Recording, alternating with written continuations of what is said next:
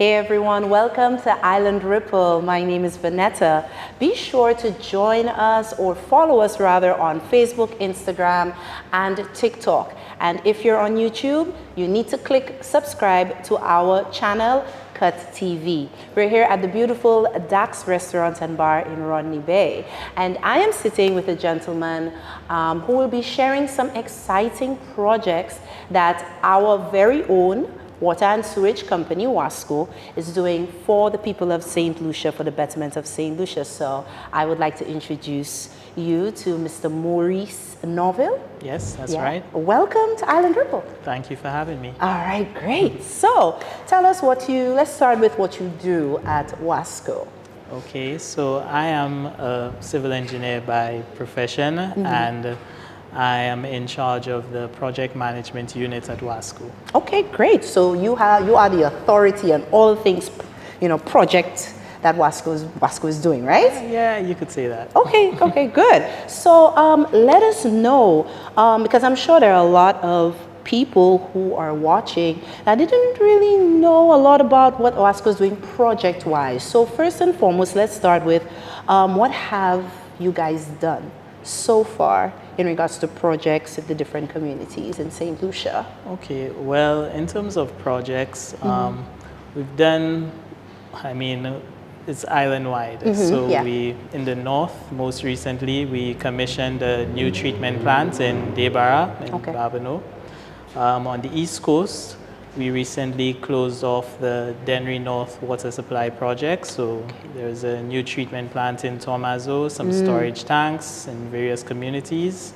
In the south, we have the View Forts water supply redevelopment project, where we put up 2 new treatment plants in Grace and Beausejour View Forts. Okay, yes. And on the west coast, we recently commissioned a new tank in Victoria in Choiseul. Okay, so literally island-wide, you guys have been doing a number of different things. So for those of us who don't really, we hear what's a treatment plant, but then we don't really know what is a treatment plant, what is it supposed to do. We don't know, is it doing what it's supposed to do? So just give us shed a little light on, what a treatment plant is, what it's supposed to do, and how effective it has been in these communities you speak about. Okay, so in St. Lucia, most of our water, or I could say all our water, is from surface sources, so basically from rivers. Okay. Now, as you would appreciate, yes, you can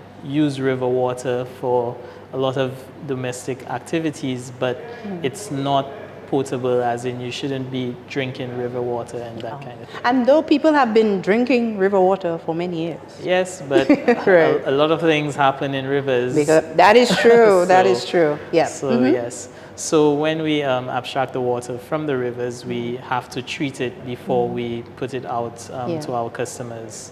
So essentially the treatment plant is where we convert that raw water into potable water. So using different processes, whether we have to use, we use disinfection, so there's chlorination. Right. On most of our treatment plants, we have filters to remove any sediments which may come from the river. And in some cases, there are some chemical activities which have to be done to treat the water as well. Okay, all right. And how effective has those treatment plants been, especially the new ones that have been, organized? All of them have been very effective.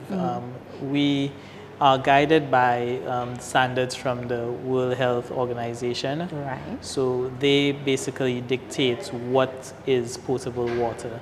And of course, all our treatment plants have to meet those standards for us to give it out to our consumers. Okay, so in regards to those new treatment plants that are being implemented, does that mean water supply is better in those areas?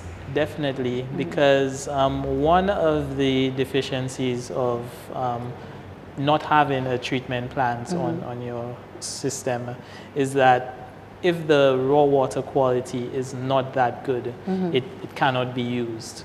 So in some cases, like you have rainfall is one of the things that heavily affects our rivers, because you get a lot of landslides in forested areas, and Correct, the sediment goes down into the river. So without the treatment plants, we essentially have to cease operations to those communities who do not have adequate treatment facilities. Okay, so would you say that that is the reason, or one of the reasons, that the water supply hasn't been as good in those areas? Because I mean, once people hear Wasco, they're like, oh my gosh, we don't have water, but that's not what we're here for. But at the same time, you know, since we're talking treatment plants and these different things, would you say that's one of the reasons or one of the challenges that you have faced before those treatment plants were implemented? Yes, definitely. So in those areas which I mentioned, we recently put treatment plants. If you go back, let's say 10 years ago, before those plants were in service, I'm sure you would hear a lot more complaints, especially during periods where there's heavy rainfall. Once it rains, everyone has this perception, okay, it's raining. We're supposed to get water. We're supposed to have water. But the reason why there is no water is because there's not adequate treatment facilities in those areas. That makes a lot of sense. Yeah, that makes a lot of sense. So now we've overcome those challenges in those areas. Okay, great. So are there any plans to have even more treatment plants in certain areas? Yes, definitely. Further than where you have been yes. now? So I want to just highlight one of our interesting projects, especially the one in Debara, which is a pilot project. So at that treatment plant, Debara is a relatively small community, but it's also very remote. Yeah. So being able to supply it in the past was a challenge. So we put in this new system, which is more sustainable, so it's actually solar powered. Oh, okay. Yeah, it comes in like a container, so it's almost like a prepackaged plant. Okay. And it's able to serve the community. So that's the first time we were trying it out. So it was commissioned last year to great success. Okay. So that now becomes an option for other more remote communities that we can improve their water supply through. Well, that is very good news. I think that would be very good news for all of our viewers, all of our island ripplers. So aside from, the different, the treatment plants and even what you said in regards to the solar power treatment plant, what other projects can we look forward to see from Wasco in the very near future? All right. So the big one right now is for the north of the island. So our raw water pipeline. So that's the pipeline from the John Compton Dam to our treatment plant, which is located in Cicero.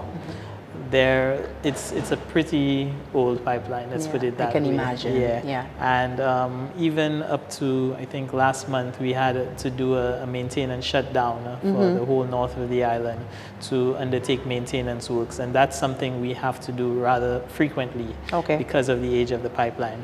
So we are currently in the process of designing the project is actually designed, but we're now looking to move into the next phase, so the construction phase, where we will be replacing approximately 5 kilometers of pipeline along that route.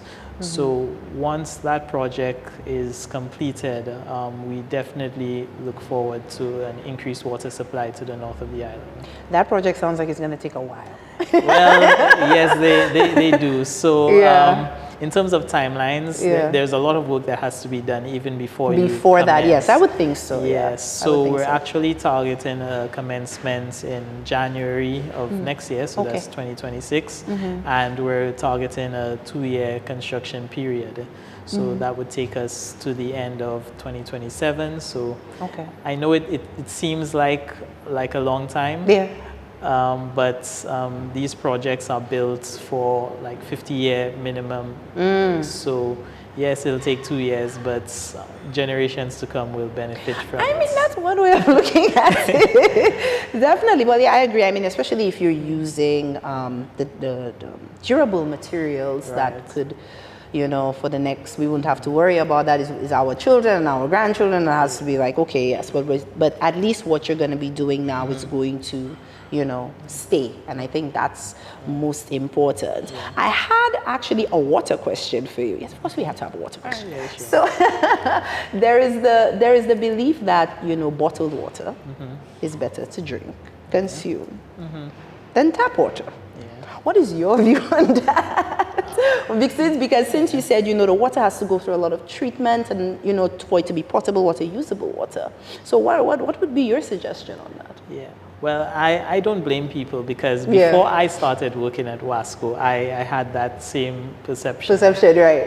But working with the company and getting to see firsthand the treatment process and the quality standards, I'm fairly confident and comfortable now opening my tap and drinking water straight from the tap. I have no concerns about that. Okay, all right. So you're saying that the treatment that you give the water, or Wasco gives the water, is good enough for drinking and consumption. Absolutely. So people don't have to worry about drinking bottled water. No, they don't. They really don't. Okay, all right. So let us know in regards to which other or where else, what other remote areas can look forward to, you know, Wasco actually, you know, actually putting in a treatment plan, developing the ones that they have. Could you give us an idea? Okay, so I mean, I don't really call this a remote area, the next one we have in the pipeline, literally,